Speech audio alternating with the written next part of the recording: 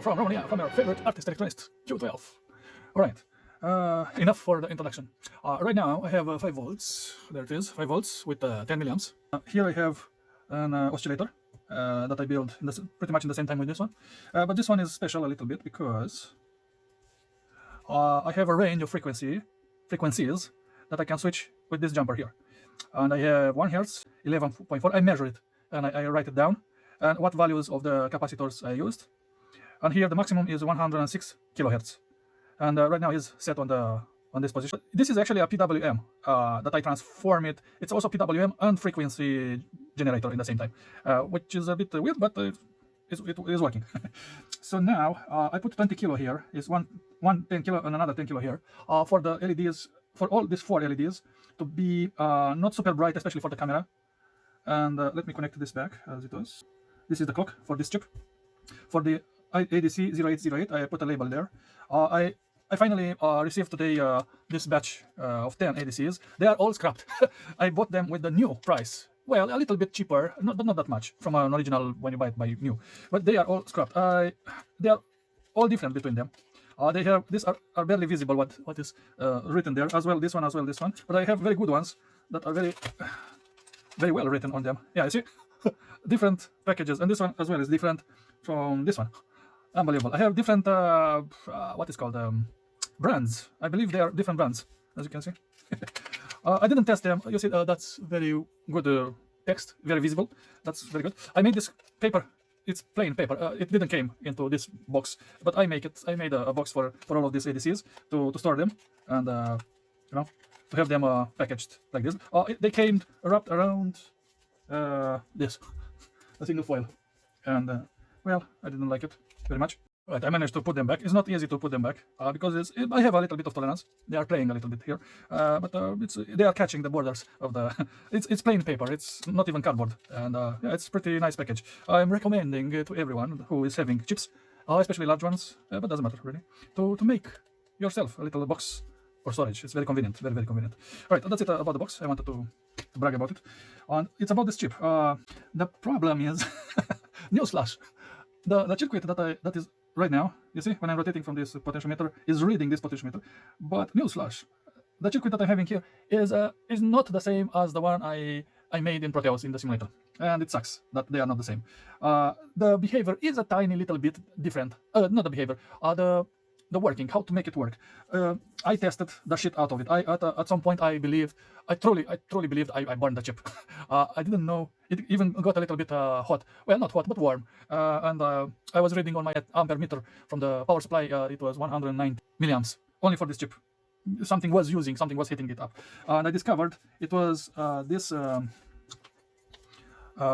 which one, VREF, voltage reference here. I put it as I made it in Proteus simulator. I link it directly to positive rail, and this VREF negative to negative rail. So here I put a link to negative, here I put a link to positive. As you can see, right now it is a resistor. I learned my lesson. But it was either one of them. I mean, they were both of them linked directly to the power rail, and it hit it up the chip. Not very drastically, but enough to make me concerned while I was testing. It wasn't working at all. And until I figured it out how to work. At that point, when it got hit up, I truly believed probably I fucked it up. I fucked it up. And I tested another one, and the same behavior I got. So I realized I didn't connect something. I didn't do something right. Although I followed the exact circuit diagram that I built, and it worked in Proteus, but here it didn't work because so here I put so in Proteus on Alloy I put 100 kilo, but for safe measures right now I put 1 kilo here just to be sure. I should make some more tests about everything. The clock is right now is not at 10 kilohertz as I use it in the Proteus. Right now is at 100 kilohertz, I believe. Yeah, I talked about it a bit already. Output enable. This one is to positive directly. Yeah, one very big difference. This Alloy. This Alloy is kept with 1 kilo to positive all the time. It's connected to positive with 1 kilo here in my circuit. I should put a bigger value here actually. And then I drag this orange wire that you see here. I drag it from the same pin to this button. And this button is grounding it directly to the ground, this Alloy pin. And this is like a selection, unfortunately. It doesn't work only connected to the positive as it worked in Proteus. In Proteus it worked all the time without switching to negative, without clicking a button on the Alloy pin here to actually switch the address that I want to read. and that's very a bit unfortunate. It would have been cool if it was working with this only linked to the positive rail, but it doesn't. So I have to press a button to ground it momentarily to actually change the address to whatever setup I'm setting the address to be. Another big, very big and important difference right now is all of these inputs doesn't have to be linked to ground as I originally put them to ground in my original circuit in Proteus. Here when I build it, as you can see probably here as well, I'm not sure how well you can see, but here are links, very small links. Here, you see it? Metallic links. And all of them, all the pins I put here from the chip. Oh, yes, on it. So here it was the chip like that, and I play it safe. I play it by the book, exactly how I designed it in Proteus, and it didn't work. Or at least I didn't know the procedure yet. But all of these links, really, it works fine without them, without all the inputs linked to the ground. So it's a nuisance, a very big nuisance to link everything to the ground and then unlink it from the ground and connect to the signal pin wire that I'm having here. So that's the background so far. So you know what I'm having here. Do you see these white wires? These are the address wires, and everything, all the inputs I'm using here. So it's input 0, 1, 2, 3, 4, 5, 6, 7. So this is the inputs that I can put whatever I want. This variable resistor in this case, potentiometer, but it can be actually anything. So to change, I made actually a little list here. Let me actually film it up close. These are the others. Just a reminder, because at some point I can do it for a couple of them, but not for all. For 6 and 5, probably I was messing it up, and I didn't know for sure, so I had to write it down here very quickly. And that's the address pins that I'm linking right now. Right now is 1. This one is set to 1, and I have to link this blue wire is signal wire. Usually I'm using a yellow wire. I should put a yellow wire because that's my usual way of doing it. Yeah, it's okay. So this is the yellow. So I'm putting it on 1 right now, as you can see. And if I'm putting it on 0, if I'm rotating the potentiometer, nothing works. If I'm putting the signal wire here on 0, on input 0, nothing works. But only here, because I set the address to 1, 0, 0. If I'm setting the address to 0, 0, 0 right now they are all to ground. All these wires are to ground. It means they are all to 0. If I'm rotating right now, is nothing. But I'm here on input 0. Right now I'm on input 0 here. You see that pin? And when I'm rotating, nothing happens. And this throw me away. I mean, I tested until I thought I was dying. So I mounted this button here. Actually, I took out this resistor, this 1 kilo resistor. I put it to the negative here, if I can. I put it to the negative, and then I put it back to positive. And now when I'm rotating, the potentiometer is fucking working. So pretty much what I have to do is to reset the previous address that it was stored, is latched into the memory of this ADC, and I have to reset it from this button and to update it pretty much with the new address. This is what this ALIE button to ground means. I didn't put it here. I should, but I will in the future. So it will be a button to the ground, and when I'm pressing the button connected directly to the pin, when I'm pressing it, I'm grounding the pin, and then when I release the button, I will leave the pin with 100K to the positive rail, pretty much. So that's how it's working, in reality. So now if I want address 7 is 111, all to address 1, to positive. So here is address 7. If I'm rotating the potentiometer, nothing works. If I'm pressing the reset button and rotating the potentiometer, nothing works. But if I'm changing the address right now, I'm putting all these wires to the positive, so 111. And when I'm rotating right now, nothing works. But when I'm pressing the button, I'm resetting the previous address, and I'm updating with the new address that is now set. And when I'm rotating the potentiometer, everything works on that particular address. Yeah, very cool. I really don't like that I had to that is working like this. But yeah, well, it's fine. It's okay. What I'm super glad is that they are working, even if they are scrapped, visible scrapped, because I can see very little marks of solder, tiny little bits marks of solder. They actually clean the pins. But if you look a bit more careful, you move the pins, you move the entire device, the entire circuit around. If you move it a little bit in the light, you can see a little bit of ondulations because it's not perfectly clean, you know. And yeah, that's unfortunate. But so far so good. I mean, they are working. They are workable. So right now, let's say I want address 4. Let's see on address 4. On address 4 is number 2 here. On number 3, on input 3. On input 3 is 011. So this guy here must be 0, and those two are 11. The thing is that it is still latched on the previous. Sometimes it is remaining latched on the previous address. And if I'm rotating right now, is not resetted, even though I changed the address right now. But if I'm rotating right now, nothing happens until I move it to pin 3 here. And let's, you know, Oh shit. 10 wait. 011. Yeah, it should have been worked. Where is the other 0? Probably is the other 0. Huh? So it's like this. Oh, this is the other 0? Yeah, must be it. Let's see. Yep, it was inverse. So that's 0, 1, 1. Okay, my mistake. So now it's working absolutely fine. If I'm moving it to 7, nothing works. If I'm moving it on other pin, input pin, nothing works.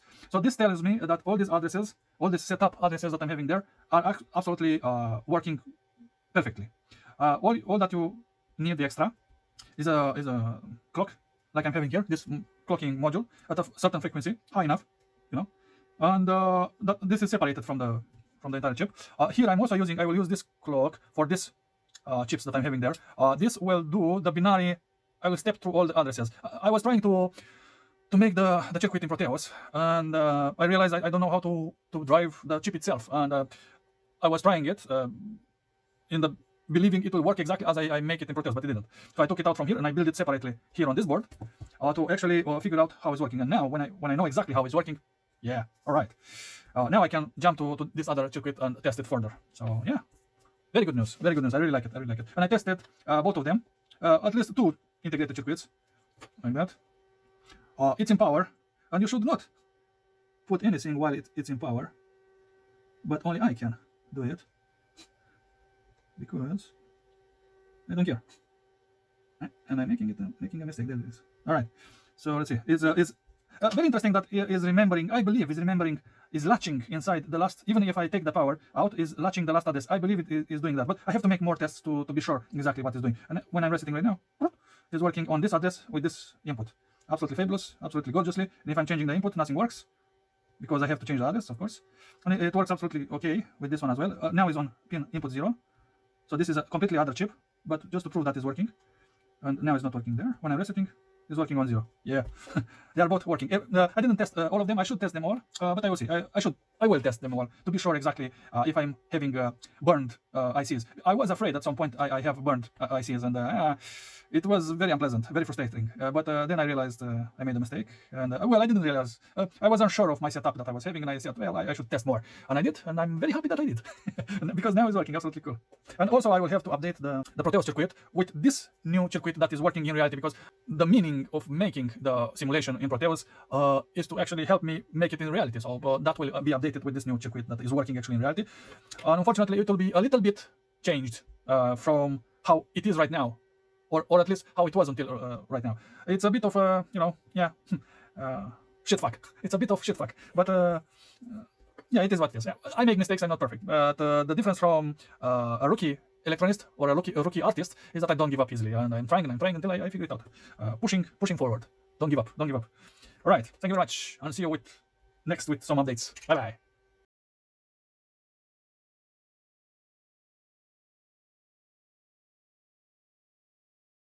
All right. Right now, as you can see, there and there are the VREF to positive and VREF to negative. Those pins are directly linked to the rails. So this is directly linked to the negative rail. This is directly linked to the positive rail. All right. So now, in some situations, in some of my tests, the power supply amperage raised to 190 milliamps. And the chip got hot, very hot, and it was because of this VREF that is linked directly to the rail. But in the moment I'm putting 100 ohms resistors on, I believe, either of one, but I put it on the negative rail, the 100 ohm. I don't know how to simulate it to actually see it when I'm plugging it in and out, probably. Yeah, you see? So 190, and when I'm plugging it in like that, you see it's jumping. Now I'm plugging it in. And probably this chip that I'm having is bad, or this is a normal behavior of them. I have no idea. But only this, I believe, it gives me this strange behavior. And originally I find the solution putting 1 kilo and 1 kilo, but putting those instead of linking directly to the rail VREF, I put 1 kilo here and also 1 kilo there. But it was greatly, significantly reducing the sensing and the steps of the ADC. So this was less steps that he could convert by adding a bigger value of resistance there. So I don't know, for some reason it works if I'm inserting 100 ohms here. Probably this is defective, or I'm not completely sure if this is normal. But I put here 100 ohms. You cannot possibly read that value You can? I don't know. Those blue marks, the blue resistors are very, very weirdly marked. So now if I'm plugging it in, voila, you see, it's 10 milliamps. If I'm doing it, a little bit of this, like that, you see? Yeah, it's back to normal. And I was having a little bit of problem because of this. I actually leave it running, and I didn't notice, I didn't understood what is going on until I find the problem. This chip was he got quite hot, not excessively hot, but it was warm to hot, you know, like that. And I stopped it. I could hear the power supply is creating a specific noise when the power supply is running a little bit higher in wattage and power supplying. And I could hear it, and it gave me a hint that something is wrong. And I didn't know how these chips were working, at what amperage, at what power. So after playing with both of them, after figuring out everything, yeah, probably this is a damaged, a little bit damaged, a little bit overworked. It may be a little bit overworked. Who knows? Yeah, but this is the solution. The 1 kilo that I put originally, they were bringing down the entire values. The chip was not doing a good thing anymore. It was doing it badly, pretty much. It was doing it, but badly. So it wasn't rail to rail from the potentiometer, you know. Even right now is a little bit off from rail to rail, from minim to maxim, a little bit, a tiny bit. But before it was a bit too obvious, too much.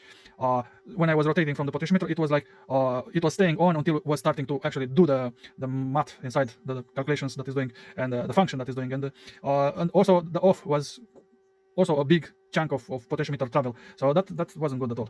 So that's a little bit of error. Most probably they should be new chips, but I highly doubt they are. And they are definitely scrapped, and they are definitely different brands, and they look very, very suspicious, extremely suspicious. And as I have the number of them, I commanded 10 of them, and I have 10 of them, no problem. So 4, and with 4, 8, 9, and 10. So I have 10 of them. But as you can see, they are different packages, different.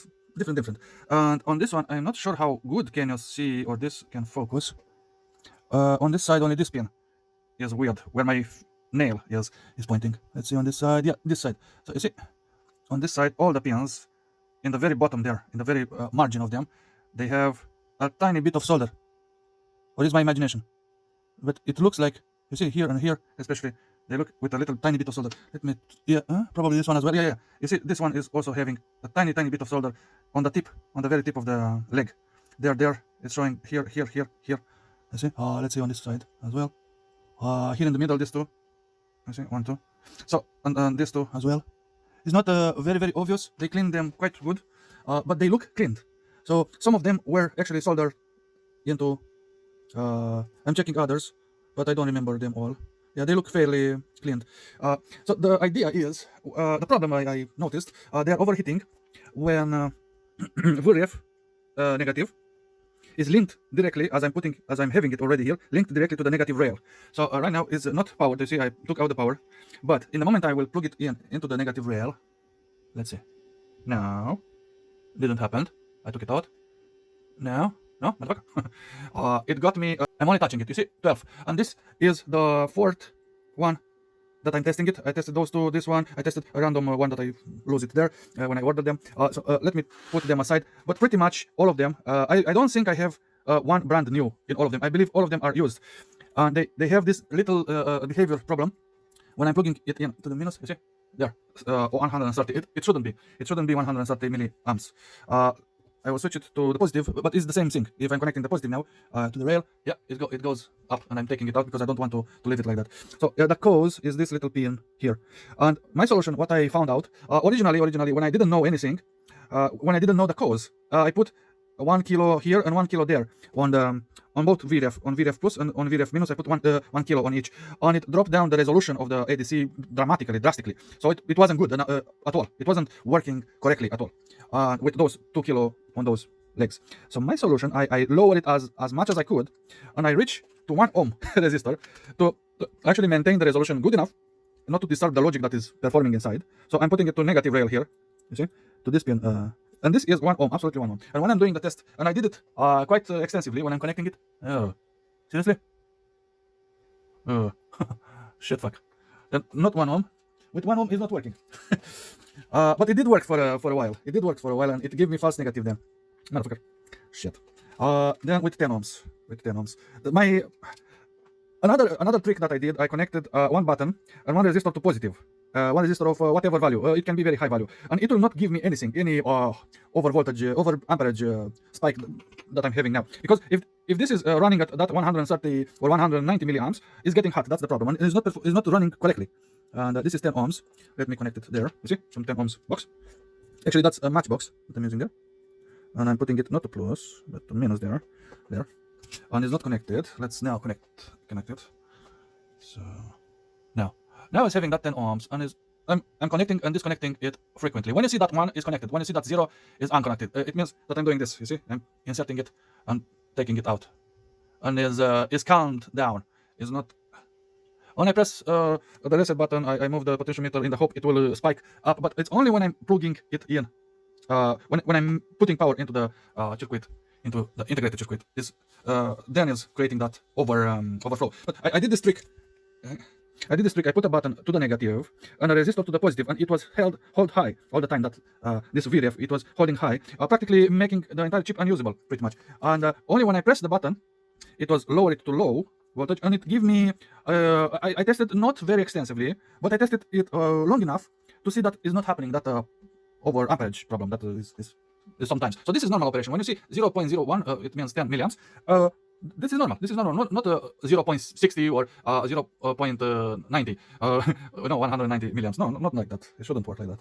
So that's because I know for sure it shouldn't work like that, because right now it's running cold, and when it was running at that value, 190 milliamps, it was running hot, and it is not good. And also the performance was when it was hot, the performance was bad. So I did a ton of tests of plugging and unplugging it, and I showed you that with 10 ohms. With Mr. 10 ohms here, it worked. Okay, if it's not working with 10 ohms, then try another values. Probably they are differently damaged between them. This one is 100, I forget, and 30 or something, or 20. But another one, this one was 190. So they are difference in, they are different damaged inside. But it is working. This one, for example, I put also the 8, I connected all the outputs to these 8 LEDs, as you can see here. Let me close the light to have a better contrast. Yeah, and when I'm moving the port, the potentiometer, this is doing a very good job actually. Let me reset the address. You see all all ones. This is the maximum, and when I'm lowering down back to 0, and it's not always the case. And also you see is counting. You see 1, 2, 3, 4, 5, 6, 7, 8. You see 9, whatever it is there, 16 probably, and is doing it. This is the correct behavior. How it is doing it right now, absolutely gorgeously. This is how it's supposed to work. This ADC. And not all of them are working like this. Not all of them, because this little detail here that I observed. And let me take it out. I don't think I can with a single hand. No, I cannot. But I will insert back the one that I tested it already, and I will show you the same problem, but with another chip. Okay? All right. I changed it. I took it out. This is the chip that was having 130 milliamps on it, and I changed it with that one that was there. And I'm not completely sure how. Sometimes it's giving me, but not all the time, the bad result. And it's giving me false positives. That is working. And now I'm connecting. When you see that 0 is disconnected, when you see that 1 is connected, yeah, see 190, and I don't want to keep it there, so 190 milliamps, and for the second one, and this is for this one, and yeah, I tested 4 of them, and they all give me a random high over amperage power running, and power excess, and the solution I find for all of them, actually, even for the highest values ones, is to insert back this 10 ohm. It worked with 1 ohm, but probably I got some false positives, you know. And now I'm putting there 10 ohms. And if this 10 ohm is not working for some reason, it's still giving me false positive, I will get high to 100 ohms, or I will find the other solution when I'm keeping it plugged into positive and then only making a switch, you know, between the two, between positive and negative. It's my idea. And now let's see if I'm plugging it in. Absolutely gorgeously, it's working. So I'm doing it. I noticed something. If I'm pressing it a little bit, the chip, maybe it's not actually making all the contacts correctly, but when it's pressed a little bit and making the contact, it's giving me that error. So it's a matter of and I cannot really, yeah, when it was linked there with the direct wire, but here when it's having the resistance, it's absolutely okay. A light press, I'm not pressing very hard, a very light press, it's like that, is to make the pins bend a little bit better and make all of them contact. You can see in the outputs for some reason, maybe not, these chips are not really made to fit perfectly on this hose. So probably the legs are staying a little bit wonky at some degree, you know. And if I'm pressing it a little bit, I hope by pressing I'm not actually pressing the circuit inside the integrated circuit. That's so this is how I'm catching the the positive, and I'm making the contact very quickly. And it's not giving me that false result. And I know, yeah, now to 20, but it's going back very quickly. I noticed this sometimes, extremely rarely cases, is going a little bit high, but then it's like a capacitor is discharging like very quickly. Not very quickly, but it's kind of like discharging a little bit. And but extremely rarely, I catch it very rarely. So now if I'm keeping it pressed, I'm making sure that all the contacts are made. And it's not. So I'm doing this exercise for everything, for all of them, and yeah, it's working okay with that 10 ohms resistor there, and not overheating them, motherfuckers. I'm not sure if they are like this as brand new. If they actually, this is their normal behavior. Probably I don't know what to say. I really don't know what to say. But it appears that I solved an interesting and very important problem, and I bet the one who used them, they let them run at that high over amperage, and he didn't notice it. And they cooked a little bit. They are already cooked, and one or two probably more than others, and that's not good. Also, this one is working. Okay, I have to reset it here. And this one didn't get me all the results, but now it does. Probably the contacts are not very well made. Maybe that's a problem, what I'm having here on the breadboard. Who knows? Who knows? Because this is actually having a lot of pins. It's having how many pins? 28 pins. And if one pin is not making connection, probably that might be a problem. I'm not sure. I'm not very sure what is happening. What is really happening? As you can see, I'm having a flickering. Probably it's either from the potentiometer or some stuff is not making contact. No. Very strange. Very strange. Huh. But yeah. But the same behavior for all of them. So if something is wrong on one chip that is not making contact, it's impossible for all of them to not make contact in the same spot and to give me the same result. So definitely they are a little bit beaten up.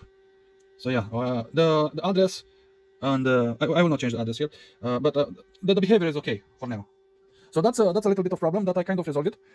And yeah, I will have to actually test them all. I only tested 4 of them, and I have to test them all to be sure who is brand new. Well, I cannot be sure, but I will assume that all of them are behaving like this guys that I'm having here. And how bad? I want to see how bad they are, all of them. So I should actually mark on them, or make a write on them to see how bad is one compared with another. We'll see. Now I'm in the process of testing them, and I want to show you how to fold all these pins. You see, the pins are not perfectly straight. Well, this one is having almost straight, but this line, you see, is a little bit at an angle like that. You straighten them like this. You put the chip down like this, and you bend it. You see, and you strengthening all the pins at once, like with this method. It's very easy, very cool. And I learned it from a guy from YouTube actually, and I have many thanks for him, because I was using my tweezer for every pin long time ago, not now, and it was a bit But when I see this method of bending the pins like that, well, my life got exponentially easier.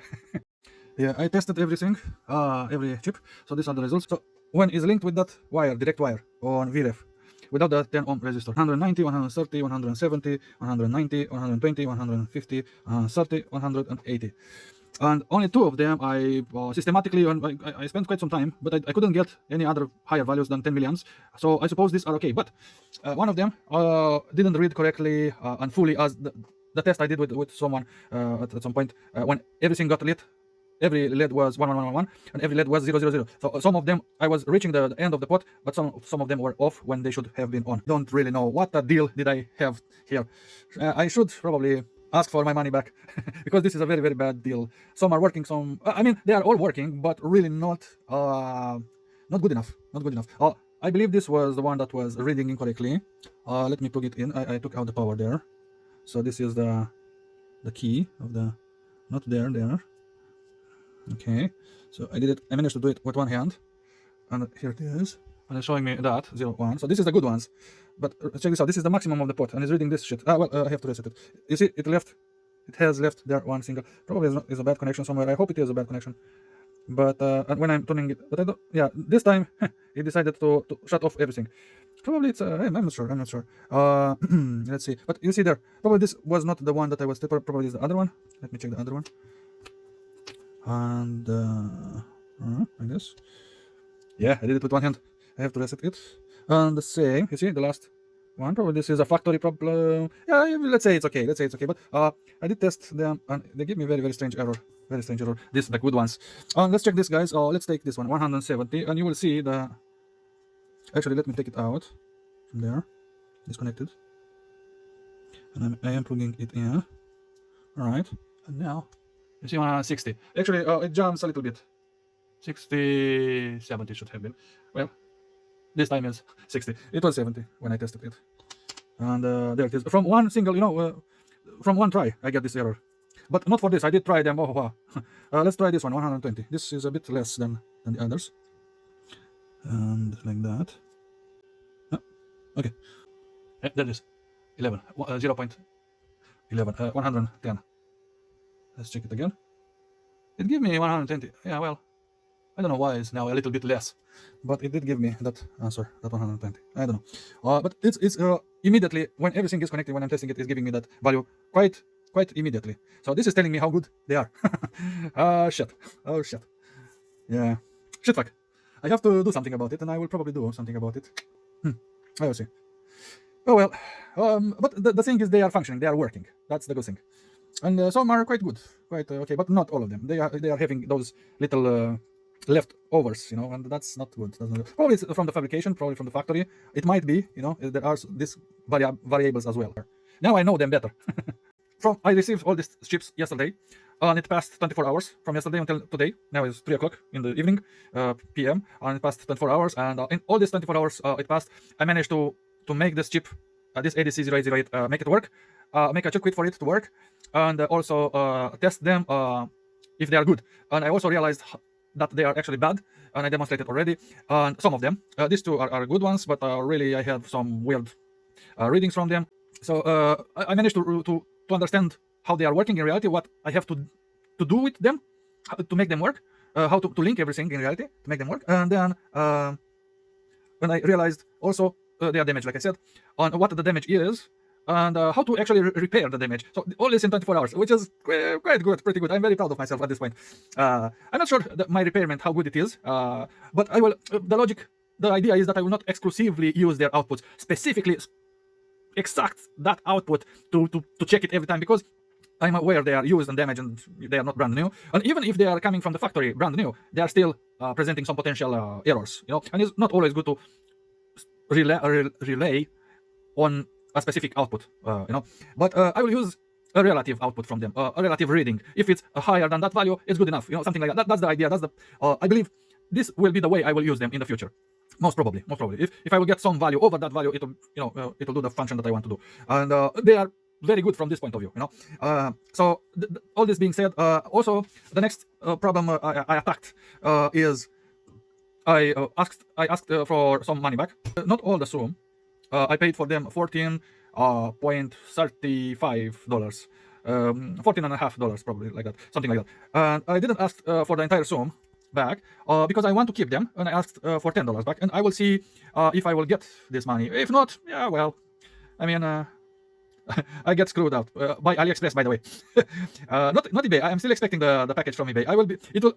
I'm very, very sure it will be a good package, all brand new and not garbage like this. This seller that I buy from AliExpress didn't actually specify if these are used or scrapped or whatever. He didn't say it, because if he was saying it, if he was mentioning it, I certainly was avoiding him. I only looked for the very low price. It was the lowest price possible, and I'm sure there are others with the similar price for 10 pieces like I'm having here, and getting brand new, never used, old new stock is the term. And I asked for $10 back. Also keep them in my inventory as bad or questionable as they are. And I hope I will receive the money. I really hope. It will take from 3 to 20 days. I forget how many days. 20 days workable days, not working days. So avoiding Saturdays and Sundays. So it will be probably 1 month until I will get the money back. Hopefully, but I will be insistent. I will. But anyway, that's the update for this part. And I also look in the datasheet, and one ADC, as you can see, that is 10. And I don't really know what that 10 means, if it's under 10 or it's actually rounding to 10. Because if it was another letter or number there, actually in the datasheet, I just looked, and it says that one ADC should work at maximum 3 milliamps, and the minimum is 300 microamps, 0.3 milliamps. So that's 0.110 milliamps. I'm not sure exactly. Probably it is a rounding number. I can actually check it with an ampere meter to insert it here in the line in series with the circuit, but well, I'm lazy, and but that's interesting detail to add. So yeah, when I'm saying is enough for me, when I'm saying that 0.01 is telling me that they are okay, they are good. And yeah, right now I have it with the risk there.